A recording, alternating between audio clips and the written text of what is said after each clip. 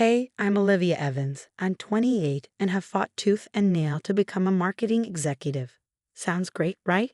It is, except for one little problem: my family. Specifically, my dad, Richard Evans. He's this hotshot businessman who's always made me feel like I'm never enough. Growing up, it was all about Mark. Mark this, Mark that. My cousin, the golden child of the Evans family. I swear, if my dad could have swapped me for him, he wouldn't have fought twice. I remember once when I was 10, I was so excited because I'd won first place in the school science fair. I ran into Dad's office, trophy in hand, beaming. And what did he say? "That's nice, sweetie. Did you hear Mark made the varsity football team as a freshman?" I mean, seriously, it was always like that. Mark was perfect, and I was just there, an afterthought. The only person who ever truly understood me was my mom. She was my rock, always ready with a hug and words of encouragement. When she passed away when I was 18, my world collapsed. Dad, he buried himself in work, leaving me alone to deal with my grief. Now, here I am, dreading another annual family reunion at Dad's fancy estate. As I pack my bag, my phone buzzes. Aunt Susan. "Hey, sweetie, can't wait to see you tomorrow." "You're coming, right?" I sigh, typing back a quick, "Wouldn't miss it," before tossing my phone aside. Why do I keep putting myself through this? I mutter, throwing a few more outfits into my suitcase. The next day, I pull up to Dad's estate, my stomach in knots. I spot Uncle Tom's car in the driveway, which means the golden boy is already here. Great. I ring the doorbell, plastering on my best fake smile. Aunt Susan opens the door, her face lighting up. "Olivia, look at you, sweetie. You get more beautiful every time I see you." I force a laugh. "Thanks, Aunt Susan. You look great too." She ushers me inside, chattering away. "Everyone's out back. Your father's grilling, and oh, Mark brought his new girlfriend. She's just lovely." Of course he did. I bet Dad's already planning their wedding. I take a deep breath and step onto the patio, forcing a smile as I approach the group. Dad's at the grill, and Mark's beside him, looking as smug as ever. Well, look who finally decided to show up," my father says, his words slightly slurred. "Traffic was awful," I lie, trying to keep things civil. "How's everyone?" Mark jumps in. "Oh, we're great. I was just telling Uncle Rick about my new business venture. It's going to be huge." I nod, barely listening as Mark dives into his latest get-rich-quick scheme. My eyes wander around the patio, scanning the familiar faces of my relatives, all hanging on Mark's every word. Aunt Susan appears beside me, handing me a glass of wine. "Here, sweetie, you look like you need this."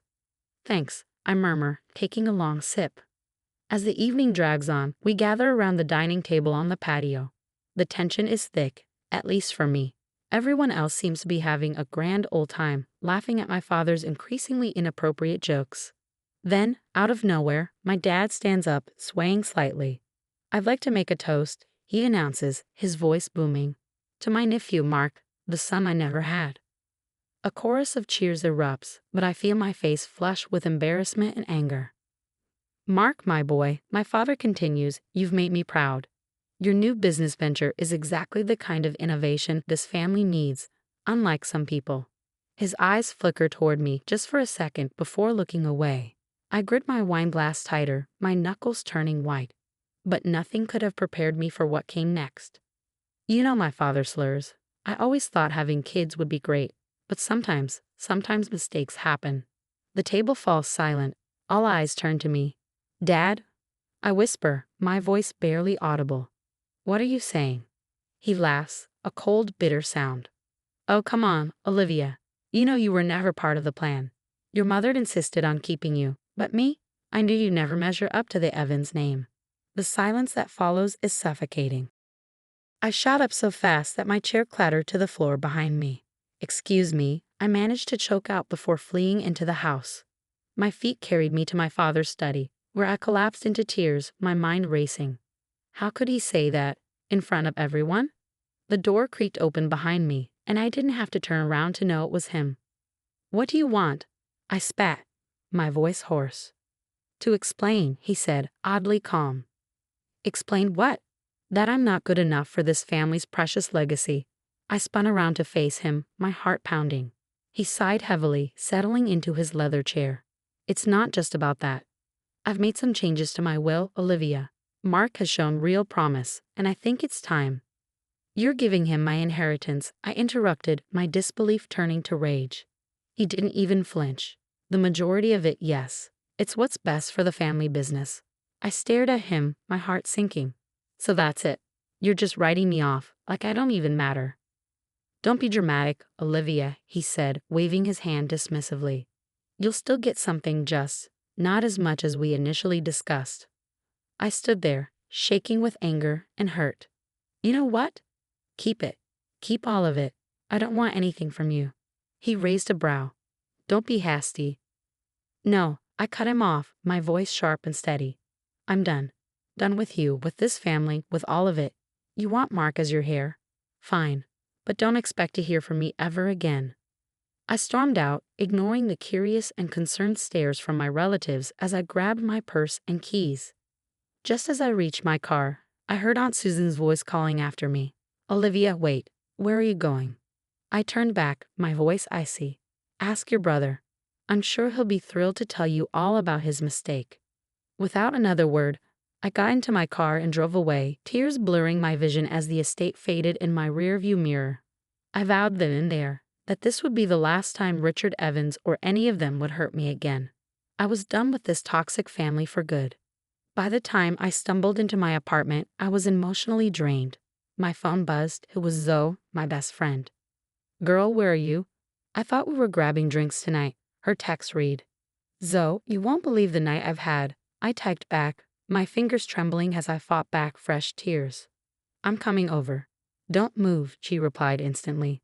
30 minutes later, Zoe was at my door, a bottle of wine in hand and sympathy in her eyes.